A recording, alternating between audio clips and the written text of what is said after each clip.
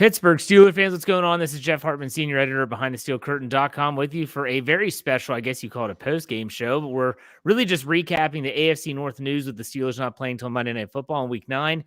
We had some AFC North action that we're going to recap, some of which hasn't even concluded yet. The Baltimore Ravens are in overtime against the Vikings as this is being recorded. But first, let me throw it around the horn here. Dave Schofield, what's going on, Dave? Not too much. Should I cry a little bit that I'm now knocked out of the Survivor League or not? Was it Jacksonville?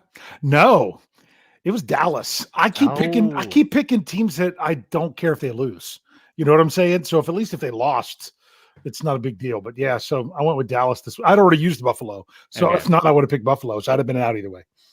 You're right. Brian Anthony Davis, welcome to the show. What's up?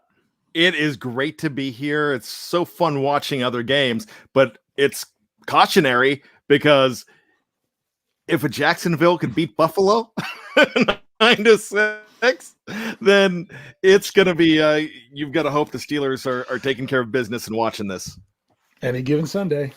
And to me, more than, and I'll ask you all this to start things off because we're still waiting for the Ravens. Lamar Jackson just threw an interception on the opening possession. We'll see if that amounts to anything for Minnesota. We'll let you know. But does this not seem like the AFC is wide open this year? I mean, wide open. I mean, the Kansas City's not running away with anything. They look like they're in shambles a little bit. You thought the Raiders were going to be doing great. They've fallen off. They lose to the Giants on Sunday in Week 9. You're talking about teams like the Bills losing to Jacksonville, plus the Steelers also have the head-to-head win over Buffalo, so that's something to think about at least. But guys, in your opinion, goodness gracious, the AFC's wide open. Am I right, Dave? Yeah, and so that's why I keep trying to remind everyone, you need to get wins right now, and some people are upset like, oh, well, you went to overtime against Seattle. No, you won, be happy, move on, because the biggest thing that you're going to need from this AFC is getting hot at the end of the season. Maintain, continue to improve, win along the way, get to the postseason, get hot at the end. That's the recipe for the AFC this year. What about you, Brian? What do you think about the AFC in general? Definitely wide open because there has been a new number one in the rankings in the AFC every single week for, I believe, the last 4 weeks. Because, Buffalo was on top, then they lose. Then you have Cincinnati was number one. Then Tennessee's number one. And if Baltimore wins today, they're the new number one. But there's going to be a lot of teams at the top at 5-3. This isn't like the NFC where everybody has one loss. With Buffalo losing, they have 3 losses. Cincinnati now has 4 losses. And then you have the Ravens possibly having 3 losses. It could be the Steelers and the Ravens really at the top of the power rankings in the AFC coming up, especially if what happens with this week's number one Tennessee without Derrick Henry losing to Los Angeles tonight. If that happens, it's going to change again, and it could change again next week. So let's focus in. Let's narrow our focus on the AFC North. The big game at 1:00 was the Bengals versus hosting the Cleveland Browns. Browns coming off that Week 8 loss to the Steelers. We all know about that. And early on, I watched the first quarter of this game. It was crazy. The Bengals drive down the field. Looks like they're going to have to settle for a field goal. There was a false start. And I'm sorry, there was a penalty that gave them new life, but they throw a pick six. Denzel Ward runs it all the way back. The Bengals did recover and have put together a nice touchdown drive after that. The Browns eventually blew their doors off. What do we make of both of these teams is the question moving forward. Dave, in your opinion, the Bengals and Browns, I don't even know what to make of these two teams. Turnovers are huge. I mean, the Steelers grinded out a 15-10 win by not turning the ball over at all. They had 1 takeaway, which killed a drive. Turnovers are huge in these AFC North matchups, and they basically took the Bengals out of it right away. It wasn't just a pick six. They had another turnover early in the game. I'm trying to find exactly when it was. I don't know if it was first quarter or just first half. That these are the kind of things that can take two teams that may be pretty well evenly matched and just completely turn the game one way or the other. I didn't catch a lot of that game. I didn't. But I don't know what the Browns are. I really don't. And, You know what? It's no much more than I know exactly what the Steelers are. I guess that's kind of how the AFC North sits right now. After this week, we're halfway through the NFL season, and we're still not sure exactly who's the team. What do you think, Bryan, about the Bengals and Browns today? It's funny with the Browns because, I was joking earlier on that the Steelers may have broken the Browns by beating them last week. Then all of a sudden, Odell Beckham Jr. is he's his dad, even LeBron James. They're all talking about how Baker sucks. Something that Jeff, might be a newsflash to you. But Baker Mayfield does suck. So you're not the only one that thinks that. Unless you've been having late night conversations with OBJ, but really, you thought they could possibly fall apart in this game. But I really think what's happening with them is they're going to be hit or miss. I don't think they're completely ready for prime time yet. Sure, they made the playoffs last year, but when I say ready for prime time, it's not. I'm ready for my close-up. They're not ready to win the whole thing, and it just doesn't seem like they are. And that's definitely what the Cincinnati Bengals are today, because they exposed, well, I don't want to say exposed, but they embarrassed the Ravens a couple weeks ago.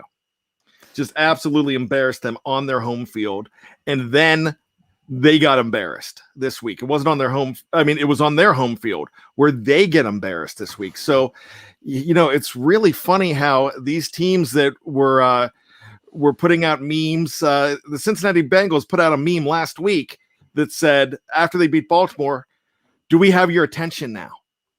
Oh yeah, you have the attention of everybody. And guess what? You just got slapped 2 weeks in a row. So, that's always been a fair weather franchise. The fans have been fair weather, but in the end, they're all on the Escalooser. And I think they're going to be a decent team in the future, but they're not ready for prime time either.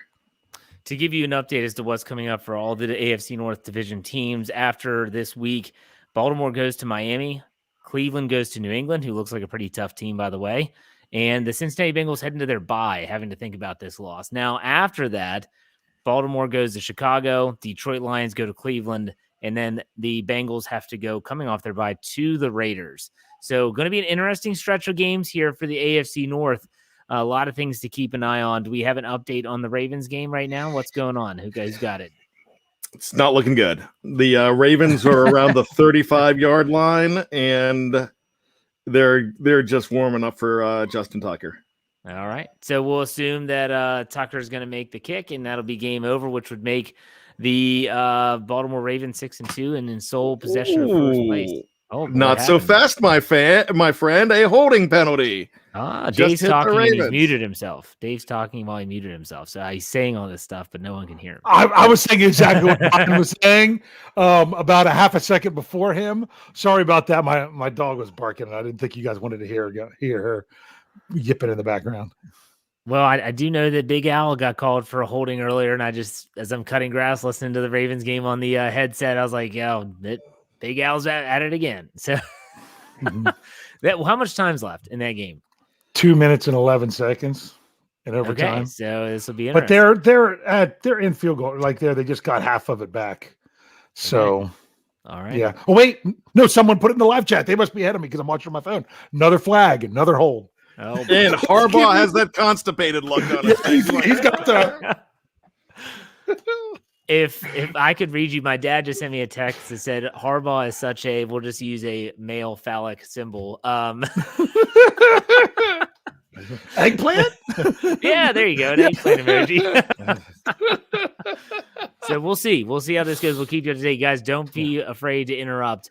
But a crazy week in action so far. As we mentioned, the PM games or the 4 p.m. games are still underway. But the Cowboys lose, like you mentioned. Denver wins. It really is a week-by-week league. Dave, was there anything more surprising to you than the Jacksonville Jaguars beating Buffalo?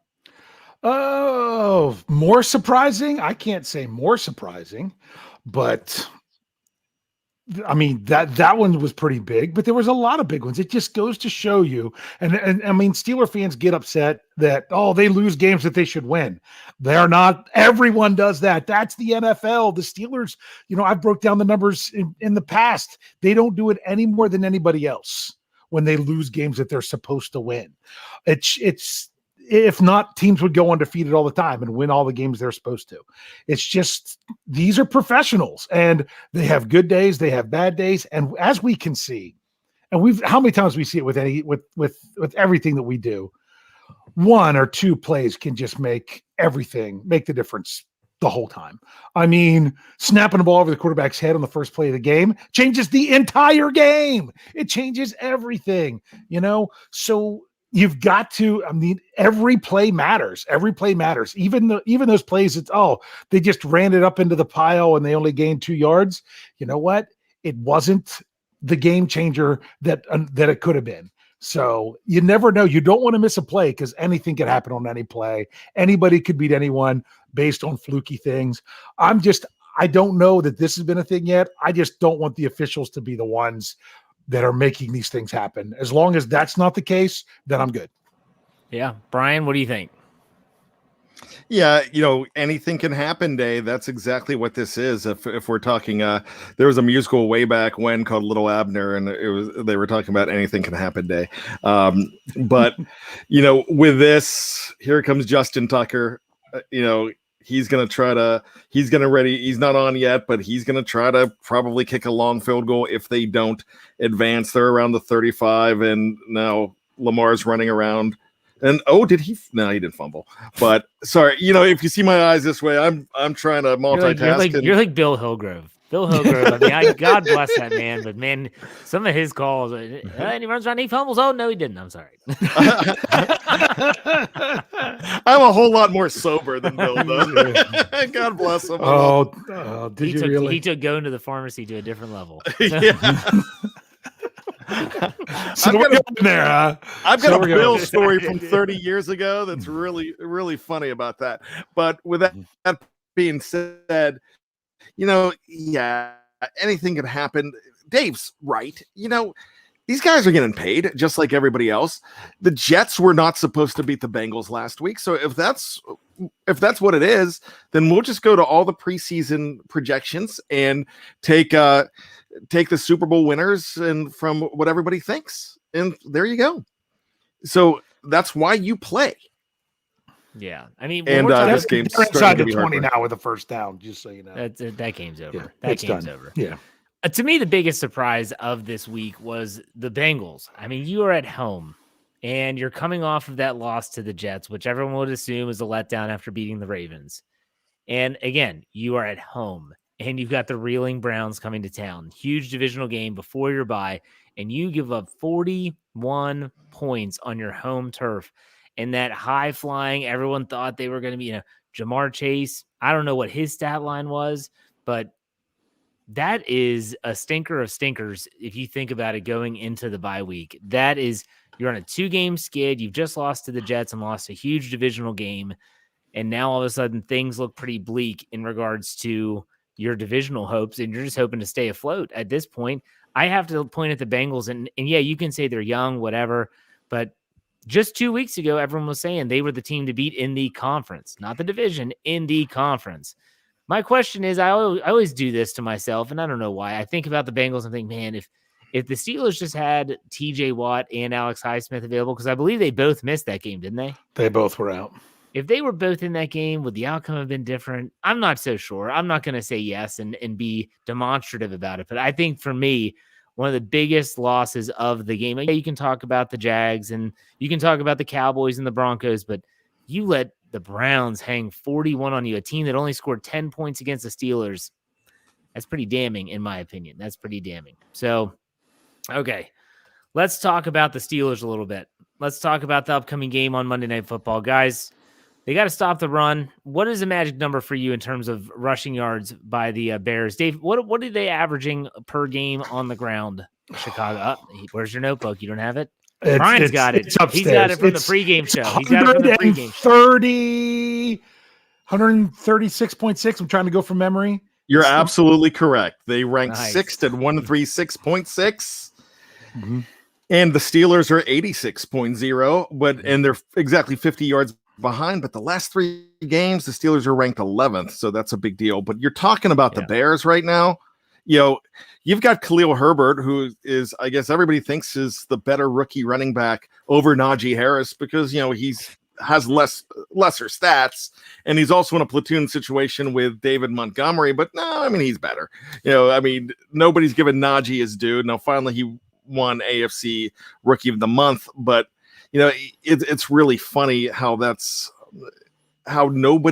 almost feels like nobody's respecting this guy. But you go ahead and you need to stop that running game. The thing is, they don't have a passing game to help out the running game. It's terrible. So you can't rely on the run. The Steelers, if they game plan this right, they can stop the run. And because they are dead last, the Bears, in passing. When I talk dead last, the next closest is the Saints at 31, and they're 70 yards per game ahead of them. Jeez. At 32. That's how bad this team is passing the ball. In fact, if you look at it, they are passing less than they could rush. They are passing for 127.4 yards per game. And so they rely on the rush, but this team is in disarray. And if the Steelers can just, if they can handle the running game and they game plan for that, I think they should be fine. Is there a magic in terms of rushing yards allowed? Is there a magic number for you in regards to the Steelers defense? You know what? I say 100. And the reason I say 100, that's they kept the Browns right around that mark, right under, I believe, if I'm not mistaken. And if you can go ahead and keep them just 30 below their average, then you can stop this team. Dave, what do you think about the Steelers defense and their approach to the rushing attack of the Bears? And is there a magic number in your head in regards to rushing yards allowed? I mean, honestly, there isn't. When a team is that unbalanced, where they're top 5 or 6 of the NFL, I think I actually had him as 5th when I looked at him as yards per game, but I don't know. That might have been before Thursday.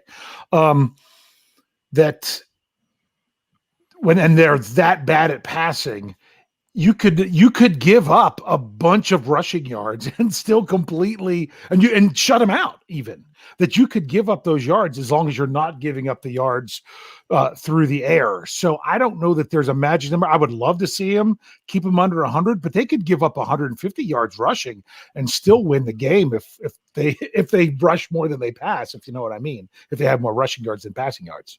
So that's just what I think. And just to make a quick announcement for those watching live, the Ravens game has gone final. Tucker makes the kick, as we all thought and we expected. 34-31 overtime win over the Minnesota Vikings, who the Steelers will play in just a few weeks on the road in Minnesota. So that'll be a fun one, I'm sure.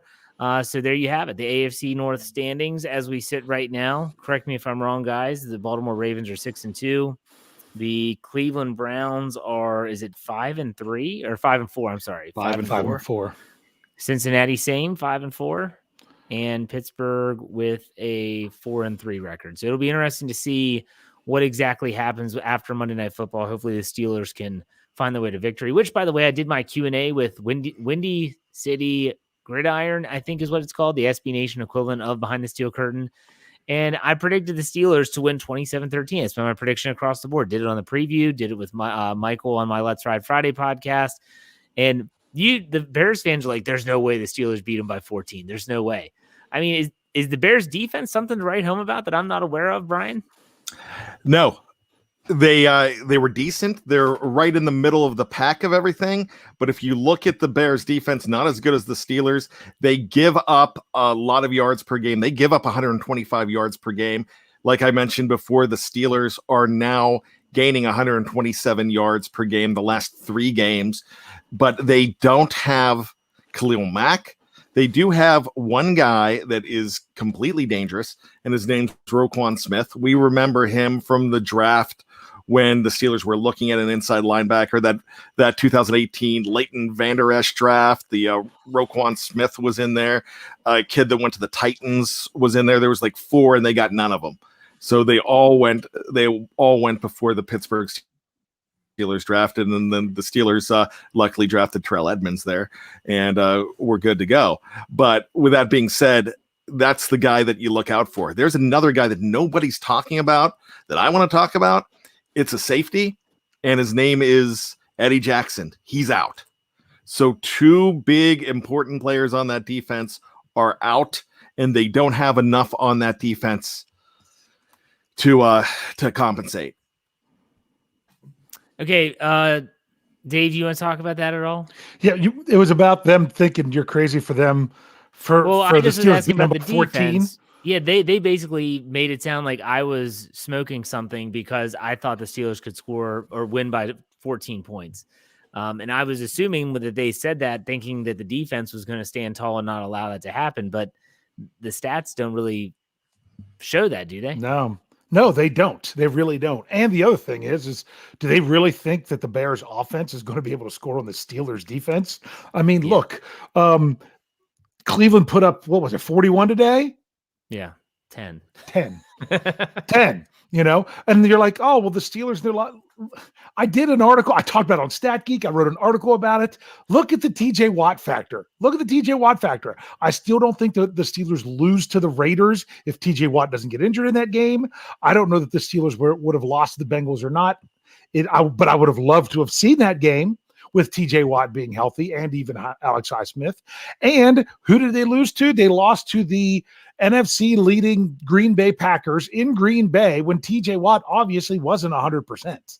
I mean, other than that, when Watt is healthy and in the lineup, it's just completely different. So I don't know why a Chicago fan would look at their offense and the Steelers defense and think that they could score double digits. If I was their fan base, I don't know why.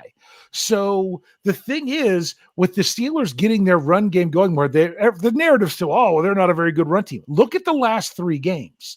Look at the last 3 games leading into it. And if the Bears can't stop the one run, and the Steelers' offensive line is starting to get really nasty and pushing teams down the field in the run game, and the Bears struggle against the run, the Steelers still just have to go out and take care of business. And maybe that's the biggest thing that someone from Chicago might think, is that the Steelers just aren't the team that takes care of business. So let's see them go out here on Monday, and let's see if they can take care of business and put it away. It's a good point. Now, this show is only going to be about 30 minutes, but I wanted to do something we normally do on the preview. We used to do it every week, but because, sometimes when you're having fun, you forget about it, and sometimes things just don't work out that way. We used to do a bold prediction. Now, this is an article that Bryan Anthony Davis does every game day. It'll be running around 12:30 p.m. Eastern on Monday, because it's obviously Monday Night Football. Is bold and bizarre predictions. It's always funny. He does give some actual predictions, but he also talks about how Bougie Smith-Schuster winds up in the clink almost every week. So it's kind of like, which way is he going to wind up in prison? But still, Bougie aside, guys, I want to know, what's your bold prediction for the Steelers on Monday Night Football against the Bears? Bryan, we'll start with you since you are the author of said column. And Randy Fietner's, he's getting involved this year. That's not as good as when Le'Veon Bell always found his way back, or the Kylo Ren helmet.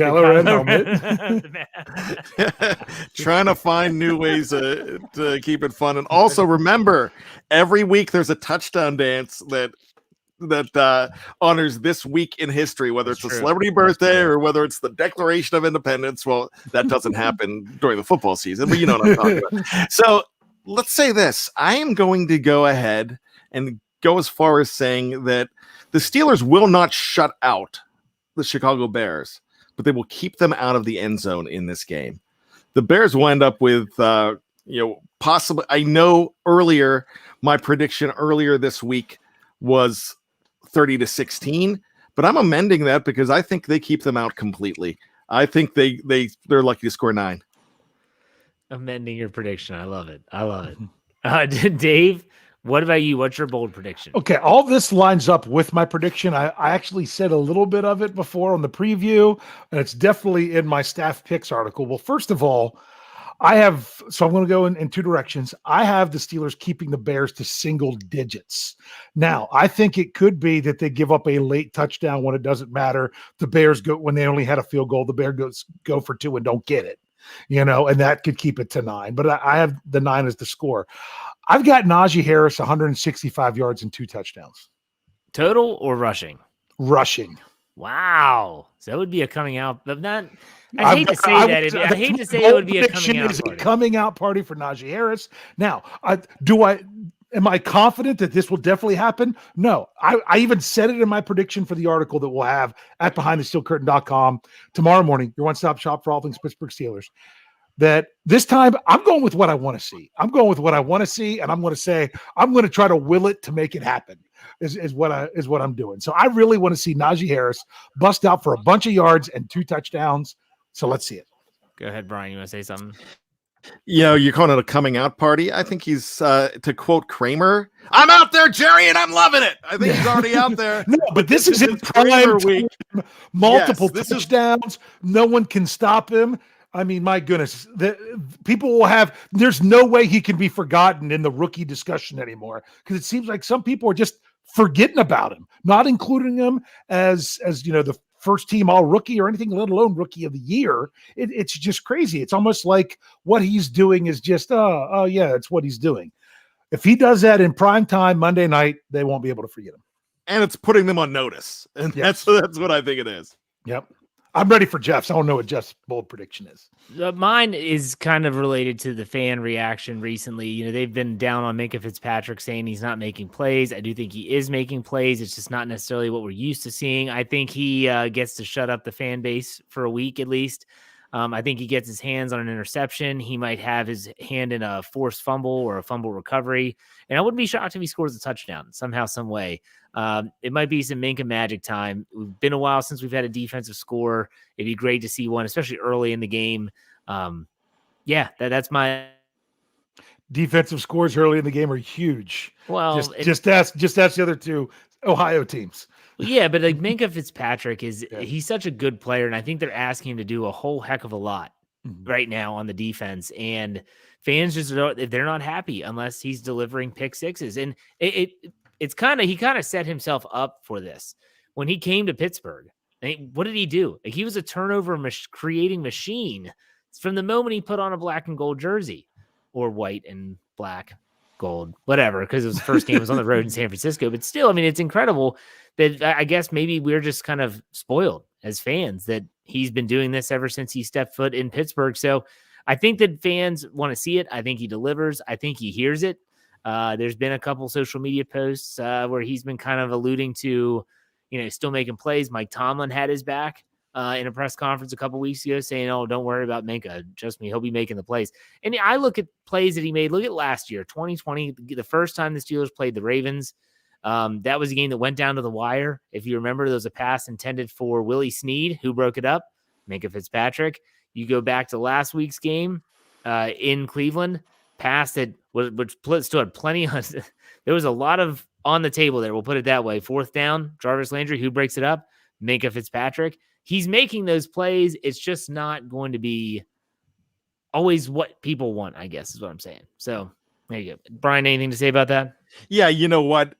Sometimes they need to not listen to the media and the blogosphere. They don't need to do that. In fact, when I first started here, Jeff, it was probably one weekend and I had my first death threat, and then 2 or 3 weeks 2 or 3 weeks in, and I'm like, Jeff, I don't know if I can do this. He's like, don't read the comments. Stop reading the comments. And so I quit reading the comments for a little while, and then I would go back and forth. But I don't look at that. I could go back 2 years ago when Deontay Johnson was wrote back to another guy from another outlet who said that he was awful on punt returns. He shouldn't be returning punts. And then he goes off and he runs one all the way back against Arizona and comes out on social media and tags this guy and says, oh yeah, I really suck at this, don't I? Chooks last week had a quote with all you haters, keep on hating. I'm going to keep on trying. It's stuff like that. And Minkah, I don't think there's anything wrong with Minkah. I think Minkah's playing his game. And Minkah at the end of the year is probably going to be in consideration, not just for a Pro Bowl, but he's for an All-Pro nod because he's there, he's established. So, I mean, those guys, I don't know why that they really get invested in that. What a lot of the fans that are making these claims, they don't know what they're talking about. Who was the commenter that hated your guts early on? Was it Steel Gator? Steel Gator, yeah. He kind of disappeared. If Steel Gator's watching or listening, we'd love to have you back. Bryan misses you, I'm sure. But you built a bridge. You built a bridge, and you guys you were okay, right? Yeah. I mean, because really, what I just told somebody on the show in the comments last week that if you knew me, you'd like me. And the next thing you know, we're corresponding back forth here. We're from the same town, and then we're buddies. So I've got a persona on the show, and I'm completely different. I mean, you guys have hung out with me. I think I'm a nice dude, and who's I'm fun. The guy that hates you on YouTube? Comments on like everyone in your show. Oh, Bryan needs to stay behind the curtain. Oh yeah. Robert Mullins, yeah, that guy hates me. I don't mind calling him out. That guy hates me. I got someone too. I can't remember the name. I'm just pretty sure it's my ex-girlfriend that like changed her name or something for YouTube or something. So yeah, I mean, just everyone to realize it's actually his ex-wife is pulling a keyboard warrior thing going after you. Oh my gosh. All right. Let's call this a show. Bryan, any final thoughts before we go? The Steelers are a primetime machine when they play on Monday Night Football. If you listen to the Steelers pregame show, Kevin Smith brought this up. The Steelers have not lost since 1991 against the New York Giants. He said, yeah, it's been a long time. I'm like, the last loss I could think of was against the Giants. It can't be that long. He's like, yeah, 30 years ago, last time the Steelers lost on Monday Night Football at home. So that is just a huge stat for me. Wow. I just feel like when the Steelers put that color rush on, I think it gives them some extra mojo. I don't know what it is. I just also feel like this team on Monday Night Football at home, they just feel the lights of prime time, and they've always been like that. They have always been good on Monday Night Football since the 70s when they started playing this game. I believe, and if I'm not mistaken, they have the best record on Monday Night Football at home, and they might have the best overall record after all of these years, after 51 seasons of MNF. So, they love prime time. They're good in prime time, and just believe in this team. And look, you're allowed to criticize this team. You're allowed to criticize what you don't like. But realize that these guys, they know what they're doing. They know what they're practicing for. And like Dave and Jeff said earlier in this show, that, these are professionals on both sides of the game. And you might not like an overtime win against Seattle, but you're really going to hate a loss to the Jaguars 9-6 when you don't even score. True. Dave, final thoughts? Yeah, it just... If anything, today shows you that really any team can beat anyone on any given day. You got to take advantage of your opportunities. And sometimes some people might feel that the Steelers are taking advantage of those to get to 4-3. And some people might feel that the Steelers have squandered some opportunities to only be at 4-3. It kind of probably goes both ways. Bottom line is there is depending on the result of the game tonight, because we're recording this in the afternoon, between Tennessee and Los Angeles.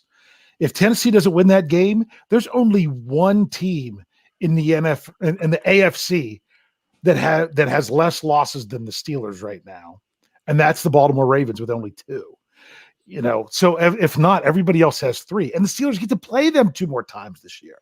So they can kind of control their own thing. But I'm going to keep saying it for as long as I can. Don't let all that stuff worry you. The only thing that the Steelers need to worry about is taking care of business Monday night. Go out there, put the defense on display, show up there in your color rush uniforms, and let's just get out there and get fired up and take care of business right away. Yeah, I think that fans will say like we don't scoreboard watch. Don't think that every single coach and every single Steelers player isn't following what's happening in Cincinnati and in Baltimore today and realizing the chips are falling in a way that the Steelers, I feel like it's favorable to the Steelers. They still have 2 games left against Baltimore. They have the head-to-head win over Cleveland. So you know what? If the AFC is wide open, Why not the Steelers? That's the question we need to be asking ourselves right now. All right, so I will be back. I think all three of us will be back tomorrow night after the Monday night game for the Steelers post-game show. So make sure you check us out, as well as BehindTheSteelCurtain.com in our podcast platform, wherever you get your podcasts, search Steelers or Behind the Steel Curtain. Until then, have a good day tomorrow. Get ready for Monday Night Football. We'll see you.